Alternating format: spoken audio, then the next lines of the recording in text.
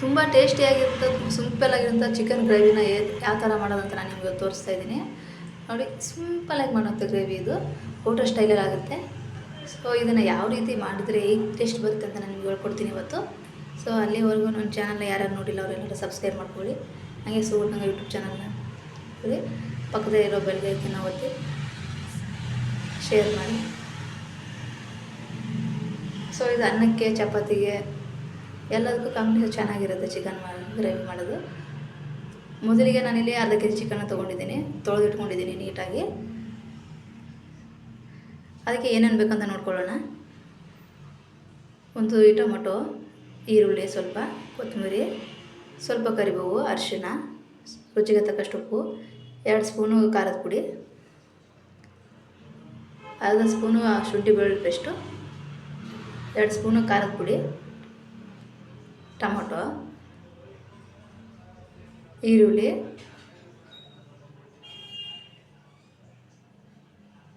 ಕರಿಬೇವು ಸೊಪ್ಪು,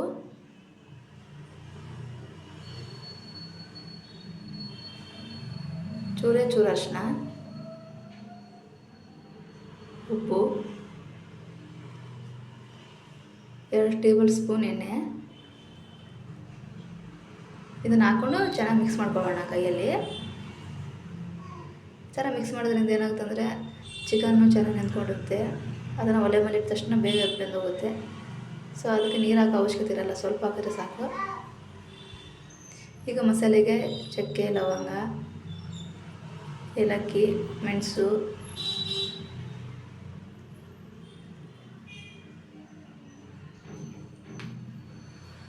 ಒಂದು ಟೊಮೊಟೊ, ಒಂದು ಈರುಳ್ಳಿ, ಒಂದು ಇಡೀ ಕೊತ್ತಂಬರಿ ಸೊಪ್ಪು.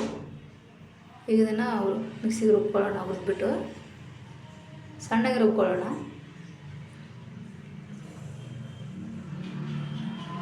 ಇದನ್ನು ರುಬ್ಕೊಳ್ಳೋದ್ರಿಂದ ಚೆನ್ನಾಗಿ ಟೇಸ್ಟ್ ಬರುತ್ತೆ.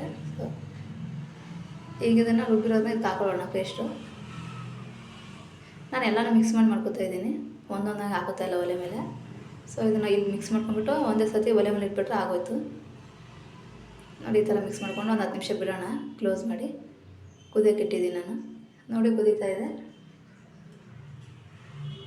ನಾನು ನೀರು ಹಾಕಿಲ್ಲ ಅದಕ್ಕೆ. ಸೊ ಲಾಸ್ಟಲ್ಲಿ ಸ್ವಲ್ಪ ಕೊತ್ತಂಬರಿ ಸೊಪ್ಪು ಹಾಕೊಳ್ಳೋಣ ನೋಡಿ. ಸಿಂಪಲಾಗಿರೋ ಚಿಕನ್ ಗ್ರೇವಿ ರೆಡಿಯಾಗಿದೆ. ನೋಡಿದ್ರಲ್ಲ, ಇದೇ ಥರನ ನೀವು ಕೂಡ ಟ್ರೈ ಮಾಡಿ ನೋಡಿ, ಚೆನ್ನಾಗಿ ಬರುತ್ತೆ. ಒಂದು ಸತಿ ಟ್ರೈ ಮಾಡಿದ್ರೆ ಇನ್ನೊಂದು ಸತಿ ಮಾಡ್ಕೊಂಡು ತಿನ್ಬೇಕು ಅನಿಸುತ್ತೆ. ಸೊ ತಪ್ಪದೆ ಟ್ರೈ ಮಾಡಿ, ಖಂಡಿತ ಇಷ್ಟ ಆಗುತ್ತೆ ಅಂತ ನಾನು ಭಾವಿಸಿದ್ದೀನಿ. ಹೋಟ್ಲಲ್ಲಿ ಹೋಗಿ ತಿನ್ನೋಕ್ಕಿಂತ ಮನೇಲಿ ಮಾಡ್ಕೊಂಡ್ರೆ ಬೆಸ್ಟ್ ಅಲ್ವಾ, ಎಲ್ಲರೂ ತಿನ್ಬೋದು. ಸೊ ಈ ಥರ ಬಂದಿದೆ ಚಿಕನ್ ಗ್ರೇವಿ.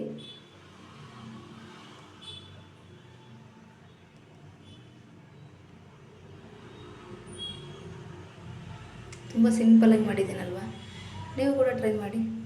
Thank you.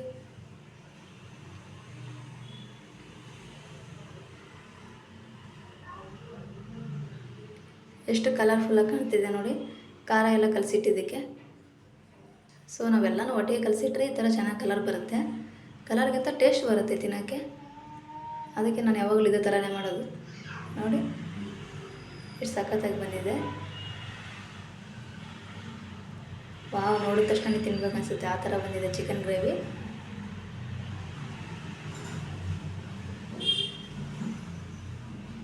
ಹೇಗಿತ್ತು ಅಂತ ಕಮೆಂಟ್ ಮಾಡಿ.